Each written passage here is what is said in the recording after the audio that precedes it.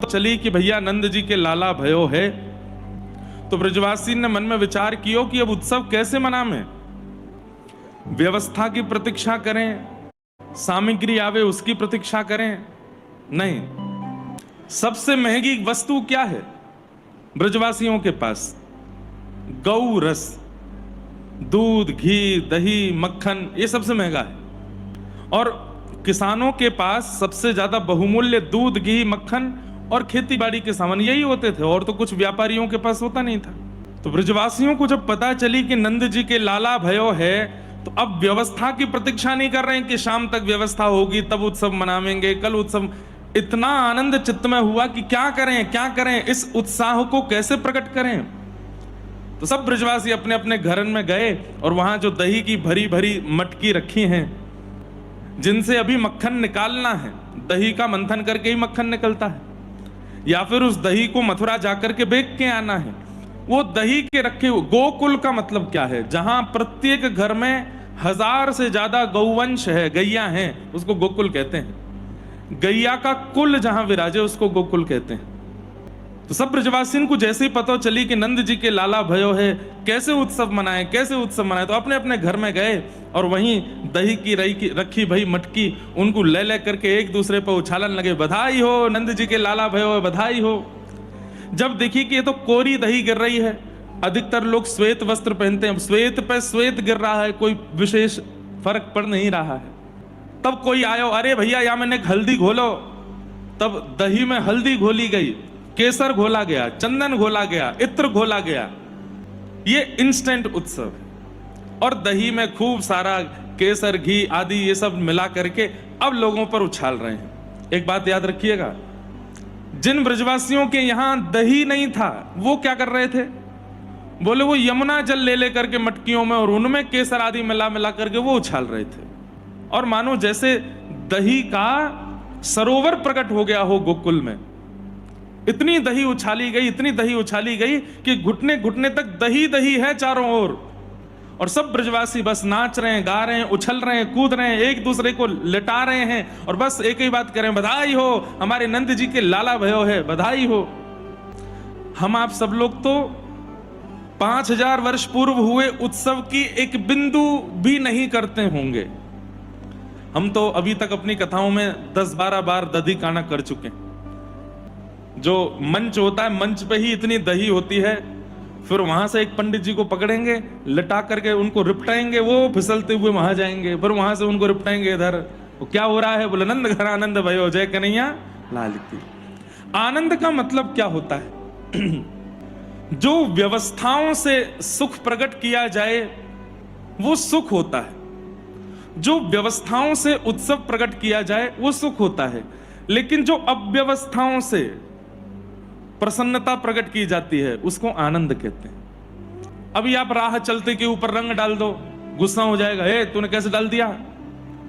लेकिन वही उत्सव में आ जाए, कितने महंगे वस्त्र पहन के आया, कितने महंगे गहने पहन के आया, कितना बढ़िया श्रृंगार करके आया, लेकिन कल सब पे दही पड़ रही थी और कोई बुरा नहीं मान रहा है। 2-4 माताएं बहनें तो मुंह खोल के बैठी, मुंह में डालो, हमारे मुंह में ही फेंक दो दही। अरे मैंने की खट्टो दही, ऊपर से हल्दी मिल रही है, मुंह कस्से लो है जाए। वो ये पावे वाली वस्तु नहीं है, ये तो अपने ऊपर छिड़काओ।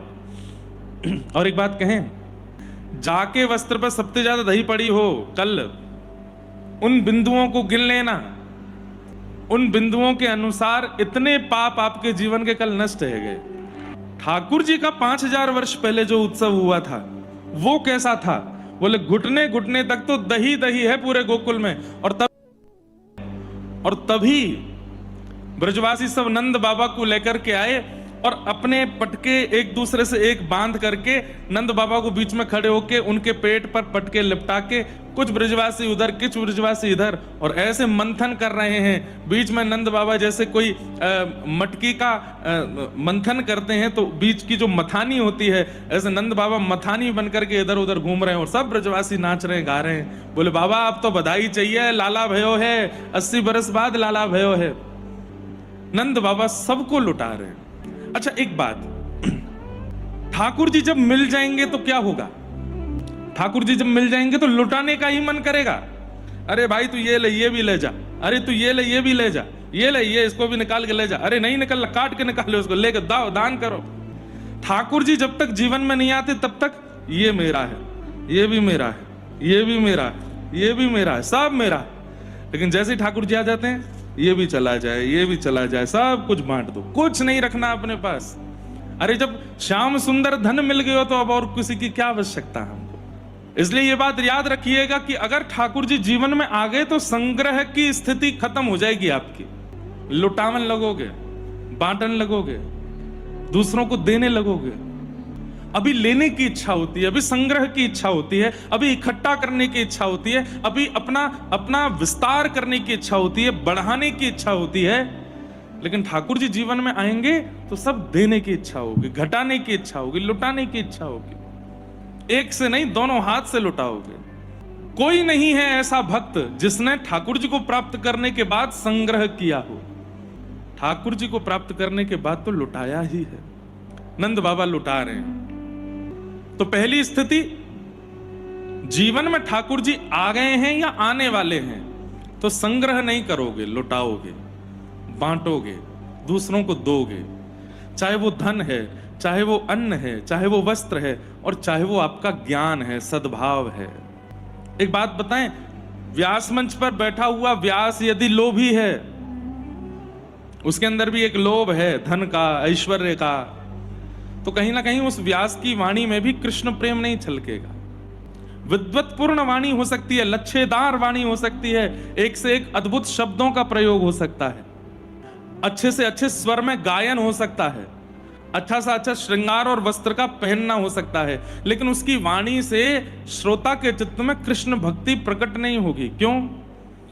क्योंकि उसके अंदर अभी संग्रह की इच्छा है।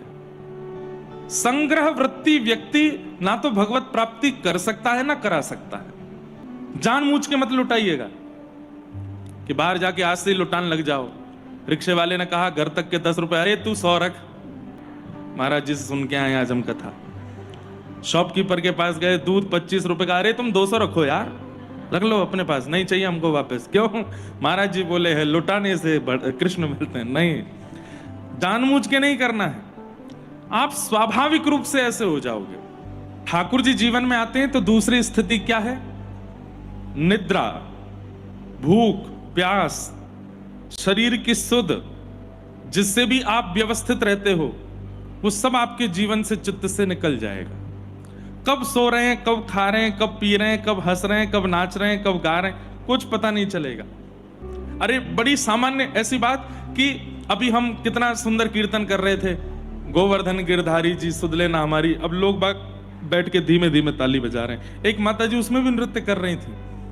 ऐसे देख करके मुझे अनुभव हो जाता है कि इनको कृष्ण प्राप्ति के ये राह पर हैं, कि सामान्य सा कीर्तन है, धीमी गति पर चल रहा है, लेकिन फिर भी उनका कीर्तन है। श्रीमन चैतन्य महाप्रभु, वो तो कोई ताल नहीं होती थी, कोई वादन नहीं होता था, बस कोई सामान्य कीर्तन गाने लगता था, हरे कृष्ण, उसमें ही नृत्य करने लगते थे। तन बेसुध हो जाएगा। मैं क्या पहनूं, कैसे? किसी ने मुझे बहुत बार एडवाइस दी है, कई सारे श्रोता ऐसे आते हैं, एक से एक वो हैं, क्या बोलते हैं उनको, कपड़े बनाने वाले, जो बहुत अच्छे अच्छे डिजाइनिंग कपड़े बनाते हैं, क्या बोलते हैं? Designer, fashion designer. एक से एक आते हैं कथा में, खूब प्रेम से कथा सुनेंगे, फिर वो बोलते हैं महाराज जी हम आपकी ऐसी स्टाइल वाली बगलबंदी बना दें, ऐसा वाला। उत्सव में हम पहनते हैं, जब गिरधर लाल जी का उत्सव होता है तो उसमें खूब पहनते हैं, जो बना के दे बढ़िया वाला उसका पहनते हैं। पर अब हमसे कह दो कोई कथा कहो आप पूरे दिन ही वैसे पहनो, तो वो नहीं पहन सकते। मन होता है कि साहब, एक ने मुझसे कहा आप सफेद ही क्यों पहनते हो? मैंने कहा भैया ठाकुर जी श्याम सुंदर हैं और रंग चढ़ाने में बड़े माहिर हैं। रंग बिरंगे पहनोगे, कभी रंग चढ़ाया तो दिखेगा ही नहीं, सफेद पहनोगे तो कभी रंग मारा भी तो दिख तो भी जाएगा, इसलिए श्वेत पहनो। एक पटका पहनते हैं, बाकी श्वेत पहनते हैं कथा में। तो बाकी उत्सव होता है तो हम भी खूब जो कुछ बना लाए कोई बढ़िया सा तो पहनते हैं उसको। लेकिन स्वाभाविक दिनचर्या में ज्यादा रंग बिरंगा चटकदार पहनने का मन नहीं होता। क्यों? ठाकुर जी को प्राप्त करने वाला या प्राप्ति की इच्छा रखने वाला व्यक्ति बहुत सरल हो जाता है, सहज हो जाता है, सामान्य हो जाता है। हम जो थोड़े बहुत आभूषण भी पहनते हैं, ये है चाहे ये है, गले में तुलसी माला है, वो भी सब ठाकुर जी की प्रसादी है। ये हमारी माता जी ने लाल जी के जन्मोत्सव पर हमको पहनाया। ये तो बाल्यकाल में हमारे यहाँ प्रथा है कि बालक का कर्ण छेदन होता है, और गले में भी जो माला आदि पहनी है वो भी ठाकुर जी की प्रसादी। अपनी इच्छा से कुछ खरीद के या कुछ मंगवा के पहनने की इच्छा भगवत प्राप्त करने वाले के चित्त में आती नहीं है। अगर आपने कोई लोन लिया है या लेना चाहते हैं तो ये ऐप आपके फोन में जरूर होनी चाहिए, और ऐप का नाम है गुड। खरीद के या कुछ मंगवा के पहनने की इच्छा भगवत प्राप्त करने वाले के चित्त में आती नहीं है।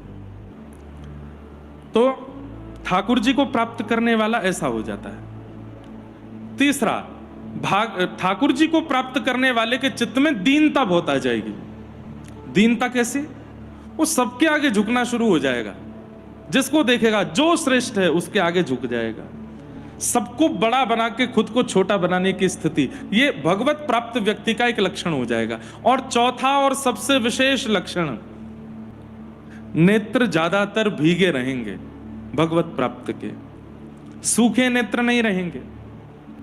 नेत्रों में सदा एक जलाशय भरा ही रहेगा, और कोई भावुक बात कर दे तो उसके नेत्रों के पनारे छूट पड़ेंगे। कृष्ण प्राप्त व्यक्ति का ये स्वरूप, हमारे वृंदावन के एक महापुरुष परम पूजनीय प्रातस्मरणीय श्री चंद्रशेखर बाबा, मैंने उनका दर्शन किया है। आप विश्वास नहीं करेंगे, मैं बोलूंगा तो हो सकता है कि आपको ऐसा लगने लगेगा कि ये हो ही नहीं सकता, पर जब नाम महामंत्र चलता था, हरे कृष्ण कृष्ण कृष्ण हरे हरे, हरे राम राम राम हरे हरे, कीर्तन करते करते एक स्थिति आती थी, आंखों से आंसू नीचे नहीं गिरते थे, यहां से आंसू छलक करके सामने गिरते थे। मैंने ऐसा कभी नहीं देखा। इसको बोलते हैं अश्रुओं की पिचकारी छूटना। किसी की नहीं होता ऐसा।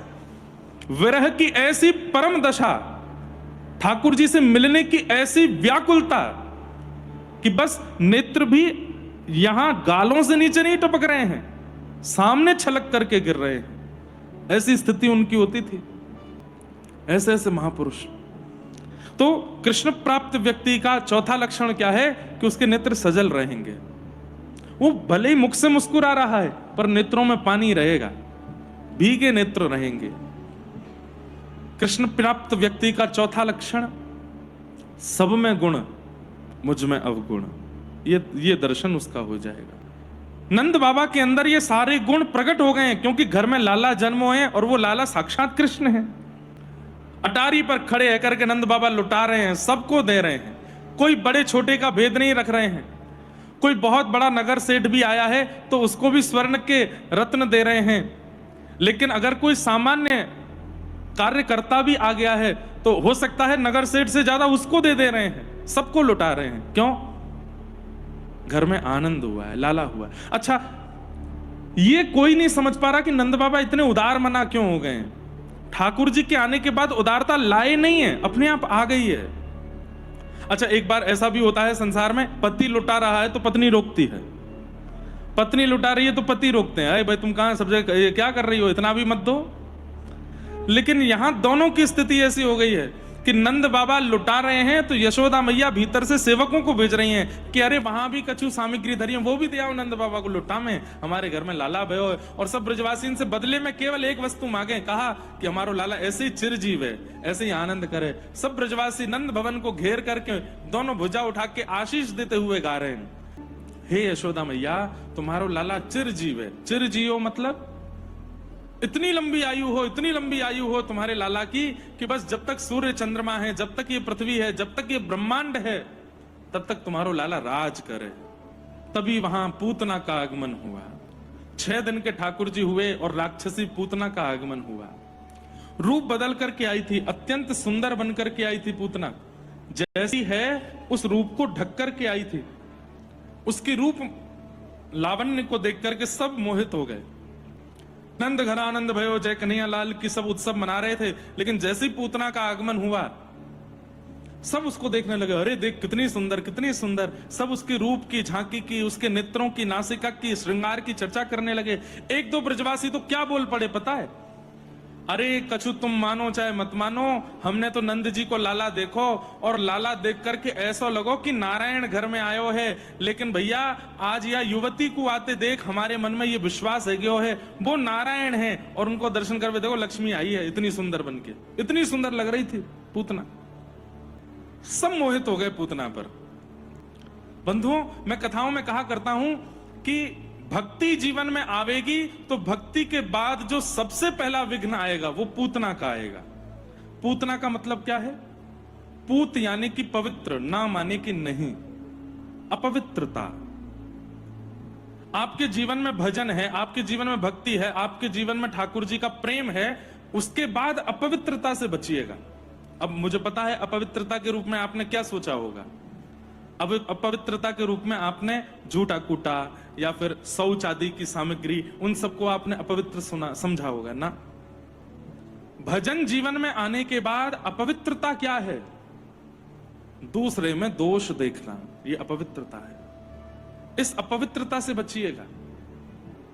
दूसरे में दोष देखना, किसी से ईर्ष्या करना, किसी के प्रति छल करना, कपट करना, द्वेष करना, अभिनिवेश करना, ये सारी अपवित्रताएं हैं।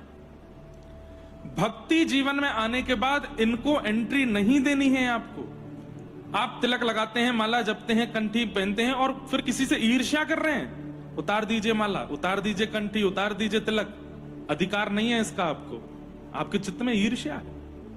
और यदि नाम जप करने के बाद भी, कथा सुनने के बाद भी, कृष्ण प्रेम में आने के बाद भी आप इन सब से नहीं बच पा रहे हैं, तो इसका मतलब है कि आपके ऊपर पूतना का आक्रमण हो चुका है। पूतना से बचिए। पूतना आई। अच्छा, कई बार भक्तों के अंदर एक चीज और आ जाती है। क्या? वो भक्ति में भी प्रतिस्पर्धा करने लगते हैं। जैसे किसी ने कहा, आप रोज कथा सुनने जाती हो? बोला हाँ। अरे हमारी गली की एक आंटी है, वो भी जाती हैं। बोला हाँ, मेरे बगल में ही तो बैठती हैं, वो पूरी कथा में जो है बस डिस्टर्ब ही करती रहती हैं। मैं तो बिल्कुल एकटक होकर कथा सुनती हूँ, वो कभी ऐसे बैठ, कभी ऐसे छिड़ती हैं, कभी ऐसे बोलती हैं, कभी सो जाती हैं। वो तो कथा में बहुत डिस्टर्ब करती हैं। आपने दोष देखा ना? यही पूतना है। नहीं देखना है। आपने खुद को श्रेष्ठ बता दिया और उसको अश्रेष्ठ बताया, यही पूतना है। आप वहां भजन करने आए थे, कथा सुनने आए थे, कि दूसरे का दोष देखने आए थे कि वो क्या कर रहा है? वो जो करे करने दो। वो सोवे, वो खावे, वो फोन चलावे, वो लेटे, वो पड़ जाए। आप अपने लिए आए हैं, आप अपने पर ध्यान दो, उसके लिए नहीं। ये सब पूतना के स्वरूप हैं। यहां कथा सुनने आए और उसमें भी हमने 4 दोष देख लिए। उसमें भी ऐसे पूतना के अनेक स्वरूप हैं, सबको ध्यान से सुनिएगा। पूतना का दूसरा स्वरूप क्या है? जो हैं वो दिखाते नहीं हैं कुछ और, पर दिखाएंगे अपने आप को बहुत अच्छा। ये पूतना है। पूतना राक्षसी है, पूतना क्रूर है, पूतना कुरूपणी है, पूतना बालग्नि है। लेकिन दिखा क्या रही है? अत्यंत सौम्य हूं, अत्यंत सुंदर हूं, बड़े घर की बहू हूं, बहुत अच्छी हूं। ऐसा सबके मन में एक गलत भावना, धारणा बैठा रही है। ये पूतना है। आप कहोगे महाराज जी तो क्या गलत है? तो गलत ही दिखा मैं सबको कि हाँ हम गलत हैं। गलत दिखाओ मत, पर उसको छुपाओ भी तो मत। कई लोग इसको बगुला भगत ही कहते हैं। बगुला भगत का नाम सुना है? बचपन में हम लोग हिंदी की क्लास में पढ़ते थे। एक बगुला भगत था। वो क्या करता है? बगुला जाकर के नदी में खड़ा हो जाता है, एक पैर पर खड़ा रहता है, दूसरा पैर ऊपर कर लेता है। तो जितनी मछलियां हैं वो सब आपस में चर्चा, अरे आज तो हमारी नदी में कोई संत आए, देखो एक पैर पर खड़े होकर भजन कर रहे हैं, चलो इनको प्रणाम कर आते हैं। जैसे ही मछलियां चारों तरफ आकर के उसको घेर लेती हैं तो बगुला नेत्र और बंद कर लेता है ताकि उनको लगे कि ये बहुत ही बड़ा भक्त है। जैसे ही वो मछलियां चरण छूने आती हैं, सोई बगुला चोंच में मछलियों को लेकर खा जाता है। मतलब दिखाता ऐसा है कि मैं भक्त हूं, दिखाता ऐसा है कि मैं तपस्वी हूं, दिखाता ऐसा है कि मैं बहुत शुद्ध हूं, दिखाता ऐसा है कि मेरे अंदर कोई विकार नहीं, लेकिन भीतर सारी क्रूरता भर के लाया है, उन मछलियों को खाने के लिए आया है। यह पूतना का स्वरूप है। अपना प्रचार ऐसा कर देंगे, अपना प्रभाव ऐसा डाल देंगे सबके ऊपर कि इनसे बढ़िया कोई नहीं है। लेकिन समीप जाकर के जब अनुभव करते हैं तो पता चलता है कि बात कुछ और है, भीतर से तो बिल्कुल विपरीत है। ये पूतना है। पूतना आई कुल में।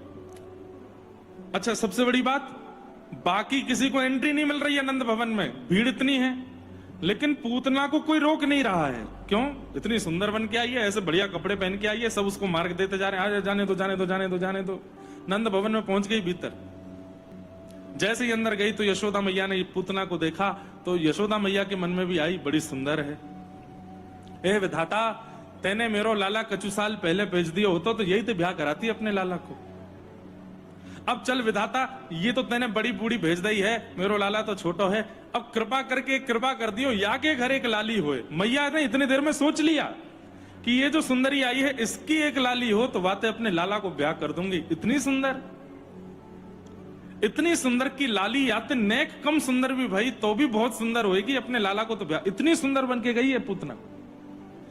लेकिन सबसे बड़े आश्चर्य की बात, जैसे ही यशोदा मैया ने ठाकुर जी को उसकी गोद में दिया, पूरा ब्रह्मांड मोहित हो गया पूतना पर, लेकिन जो मोहित होने चाहिए तो वही नहीं हुए। ठाकुर जी ने अपने दोनों नेत्रों पर हाथ रख लिए। इससे क्या प्रमाणित होता है?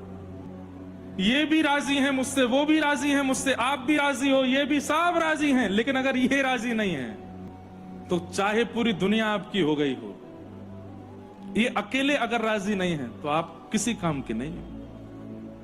आज संसार में इसी की पैज तो लगी है, इसी की होड़ तो लगी है कि मैं सबको प्रसन्न कर लूं, सबको अपना बना लूं, पर जिनको बनाना चाहिए उनको नहीं बना रहे हैं। मीराबाई ने किसी को अपना नहीं बनाया, इनको बनाया। बाकी दुनिया रूठ जाए मुझसे, लेकिन आप मत रूठो। हम सबको प्रसन्न करने में लगे हैं। मेरे मित्र मुझसे प्रसन्न रहें, मेरी पत्नी प्रसन्न रहे, मेरे बच्चे प्रसन्न रहे, मेरे माता पिता प्रसन्न रहे, मेरे पड़ोसी प्रसन्न रहे, मेरे ससुराल के लोग प्रसन्न रहें, सास ससुर बुआ फूफा चाची चाचा दादी दादा सब खुश रहें मुझसे, कमेटी के लोग खुश रहें, सोसाइटी के लोग खुश रहें। पर जिसको खुश रहना चाहिए उसकी तरफ देखते भी नहीं है ठाकुर जी से कोई। और जो जो चीजें उनको बुरी लगती हैं वो सब करते हैं हम। ठाकुर जी को जो बिल्कुल प्रिय नहीं है वो सारे अवगुण हैं हमारे अंदर, सारे वो अवगुण मेरे अंदर विराजमान हैं जो ठाकुर जी को बिल्कुल प्रसन्न नहीं है। कुटिलता, कुटिलता किसको कहते हैं? कुटिलता किसको कहते हैं? किसी व्यक्ति ने अपराध किया लेकिन अपराध से भी ज्यादा उसको दंड दिया, इसको कुटिलता कहते हैं। और कुटिलता का एक रूप और है कि अपराधी जब सामने था, वो व्यक्ति जब सामने था, तब तो उसको हृदय लगाया, तब तो उसको बहुत प्रेम किया, तब तो उसको वो, लेकिन पीठ पीछे उसके बारे में बहुत बुरा बोला। ये छल है, ये कपट है, ये सब ठाकुर जी को प्रिय नहीं है। भगवान को सीधी बात है, डबल साइडेड डबल फेस वाला व्यक्ति बिल्कुल प्रिय नहीं है। एक रहो, जैसे हो वैसे रहो। ये बार बार अपना स्वभाव विचार स्वरूप शक्ल बदला मत करो, सामने एक रहो। पूतना आई अति सुंदर बनके, भगवान ने उसकी तरफ देखा भी नहीं, आंख मूंद ली अपनी। 6 दिन के ठाकुर जी ने नेत्र बंद कर लिए। पूतना ने अपना पयोदर भगवान के मुख में दिया, भगवान ने उसके विष को पिया, दुग्ध को पिया, पुण्यों को पिया, पापों को पिया। प्राणै शमम रोष समन्वितो पिबत। जैसे ही प्राण पीने लगे, घबराहट होने लगी, पूतना का असली रूप आने लगा, विकराल विशाल स्वरूप, और राक्षसी रूप में जैसे ही प्रकट हुई पूतना, जैसे ही राक्षसी बनी, तुरंत ठाकुर जी ने अपने नेत्र हटा करके, हाथ हटा के नेत्र खोल के पूतना को देखा। वास्तविक रूप में आई है तो ठाकुर जी देख रहे हैं, बहलूपिया रूप में है तो नहीं देख रहे हैं। सदैव याद रखिए, ऐसा कुछ मत करो कि ठाकुर जी की नजरों में गिरना पड़े। और ठाकुर जी की नजरों में कौन गिरता है, सुन लीजिए हमसे। सबसे पहला, स्त्रियों का अपराध करने वाला व्यक्ति, जो माताओं का सम्मान नहीं करता, बहनों का सम्मान नहीं करता, बेटियों का सम्मान नहीं करता, ठाकुर जी को वो प्रिय नहीं। यत्र नार्यस्तु पूज्यन्ते रमन्ते तत्र देवता। हमारे शास्त्रों ने आज्ञा की, नारी का सम्मान है, नारी के प्रति भावना है, नारी के प्रति सम्मान है, तो उस घर में ठाकुर जी सेवा स्वीकार करते हैं, नहीं तो उस घर में, जिस घर में नारी का सम्मान नहीं, वहां ठाकुर जी सेवा स्वीकार नहीं करते।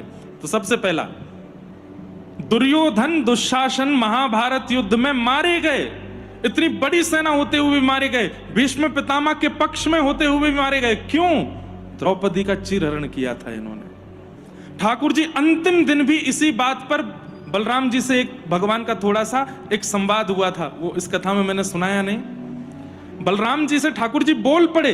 बलराम जी ने आके ठाकुर जी से कहा, इस महाभारत युद्ध में बहुत कुछ अधर्म हुआ है पांडवों की तरफ से। कृष्ण, सब लोग इधर देखो। बलराम जी कह रहे हैं, कन्हैया, पांडवों के द्वारा बहुत कुछ अधर्म हुआ है महाभारत युद्ध में।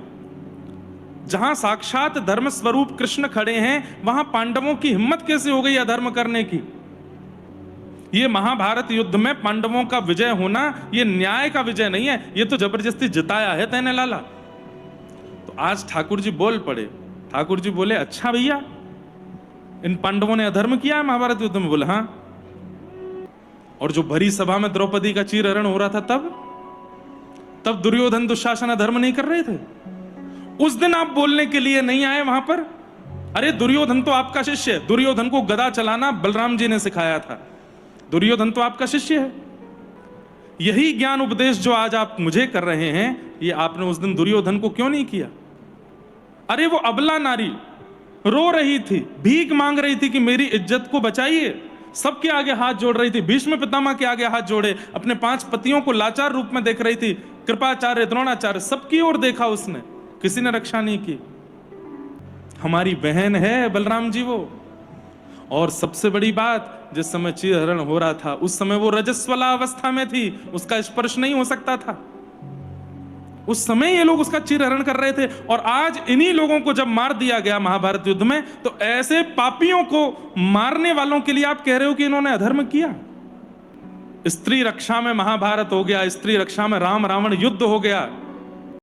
जब स्त्रियों का अपमान किया जाता है तो ठाकुर जी के नेत्र लाल पड़ जाते हैं, उनको वो प्रिय नहीं लगता है।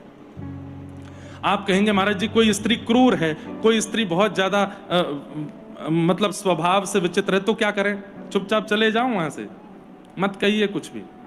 थोड़ा बहुत अलग तरीके से समझाने का प्रयास करो, न्याय का रूप ले लो, न्यायपालिका के द्वारा उसको समझाने का प्रयास करो, पर हाथापाई करना, उससे डिबेट करना, गाली गलौज करना, ये स्त्रियों के लिए नहीं है।